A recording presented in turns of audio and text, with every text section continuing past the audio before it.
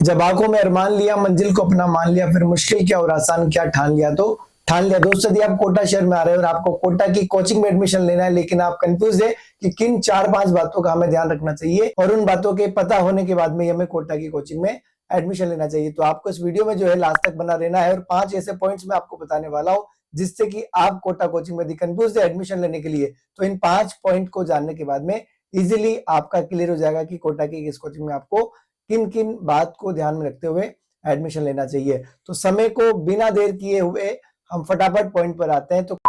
कोटा की कोचिंग में एडमिशन लेने के लिए किन 5 बातों का ध्यान रखना चाहिए, उसमें पहली बात निकल के आती है वो है यहाँ का एवरेज सिलेक्शन। यानी कि कोटा की जिस भी कोचिंग में आप एडमिशन ले रहे हैं, आपको उस कोचिंग के एवरेज सिलेक्शन का पता होना चाहिए। यानी कि आपको उस कोचिंग के सिलेक्शन रेशियो का पता होना चाहिए, यानी कि कितने बच्चे उसमें पढ़ रहे हैं और कितने बच्चों का वहां पर सिलेक्शन हो रहा है, ताकि आपको इस बात के लिए बिल्कुल भी दिक्कत ना आए कि यार सिलेक्शन का यहाँ पर क्या कुछ अभी तक का हिस्ट्री रहा है। दूसरे पॉइंट की बात करें तो वो यहाँ की फैकल्टी, यानी कि जिस भी बैच में आपको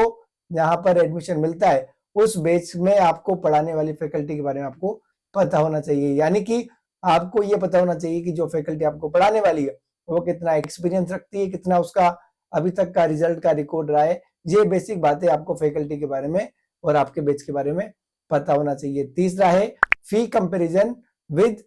क्वालिटी एजुकेशन, यानी कि जिस भी कोचिंग में आप पढ़ रहे हैं आपको वहां पर फीस का कंपैरिजन पता होना चाहिए। यानी कि कम फीस में क्वालिटी एजुकेशन प्रोवाइड करने वाली कोचिंग इंस्टीट्यूट में आपको एडमिशन लेना चाहिए। कहीं ऐसा ना हो आप किसी ऐसी कोचिंग में एडमिशन ले लो जहां की फीस 1.5-2 लाख रुपए, लेकिन आपको वहां पर ऐसे थर्ड क्लास बेस में डाल दिया जाए या ऐसे थर्ड क्लास एटमोस्फेयर में डाल दिया जाए कि आपको 1.5 लाख रुपए आपके वेस्टेज हो जाए। उसकी जगह आप जो है कम फीस के साथ में क्वालिटी मेंटेन करने वाली कोचिंग इंस्टीट्यूट में भी आप जो है एडमिशन ले सकते हैं। चौथे पॉइंट की बात है और वो है यहाँ का डाउट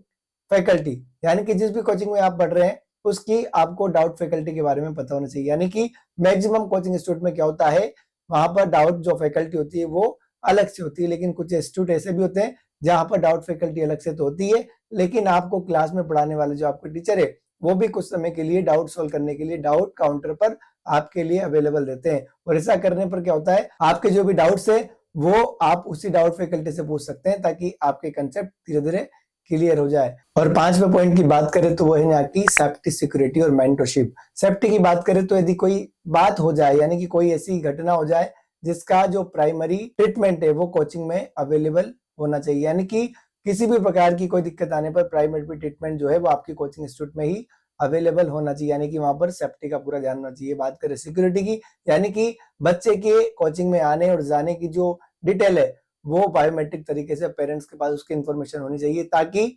उसकी जो डिटेल है वो पेरेंट्स को पता हो कि बच्चा क्लास में जा रहा है या फिर नहीं जा रहा। और बात करें मेंटरशिप की, तो मेंटरशिप आजकल जो है कोटा की कोचिंग इंस्टीट्यूट में काफी ज्यादा दिए जाने लगा है। इसकी वजह से क्या होता है, बच्चे की काउंसलिंग टाइम टू टाइम होती रहती है, उसका एनालिसिस होता रहता है कि वो किस सब्जेक्ट में किस टॉपिक में वीक है, जिसकी वजह से उसको ज्यादा मेहनत करनी चाहिए ताकि वो आगे के लिए तैयार रहे और वो किस प्रकार का जो स्ट्रेस वगैरह फील कर रहा है। यानी कि मेंटरशिप होने की वजह से उसको एक तरह से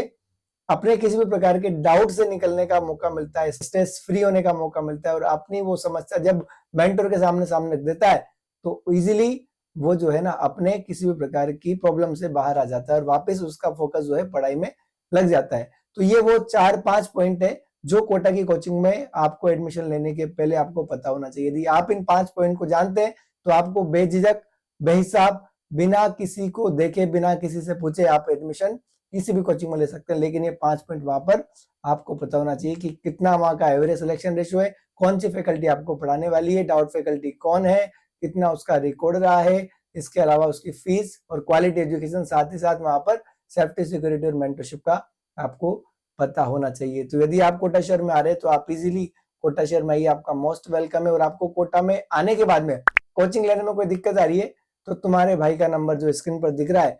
यानी कि वो मेरा नंबर है, आप मुझसे भी आप बात करके जो भी आपको डाउट वगैरह लग रहा है आप मुझसे भी डिस्कस कर सकते हैं। साथ ही साथ कोचिंग में एडमिशन लेने के अलावा यदि आपको रहने के लिए यानी कि हॉस्टल्स की कोई प्रॉब्लम आ रही है तो भी आप मुझे डिस्कस कर सकते हैं। इसके अलावा यदि आपको स्कूल में एडमिशन लेने में दिक्कत आ रही है तो स्कूल के एडमिशन के रिगार्डिंग भी आप मुझसे डिस्कस कर सकते हैं। और अब जो है काफी सारे कॉल वगैरह मेरे पास आने लग गए हैं, यदि आप मुझे कॉल करते हैं मैं कॉल नहीं उठा पाता, तो आप निश्चिंत रहिए, टेंशन ना लीजिए। ये जो वीडियो, इस वीडियो के डिस्क्रिप्शन बॉक्स में हमने कोटा जानकारी का फॉर्म भी दिया हुआ है, आप उस फॉर्म को फिल कीजिएगा। यदि मैं आपका कॉल नहीं उठा पाता तो लेकिन आपने फॉर्म भर दिया तो आपको समय निकाल के मैं कॉल करूंगा और आपकी प्रॉब्लम को पूरा जो है सोल्व करने की कोशिश करूंगा। तो आज के वीडियो में फिलहाल इतना ही, मिलते हैं नेक्स्ट वीडियो में, तब तक के लिए जय हिंद।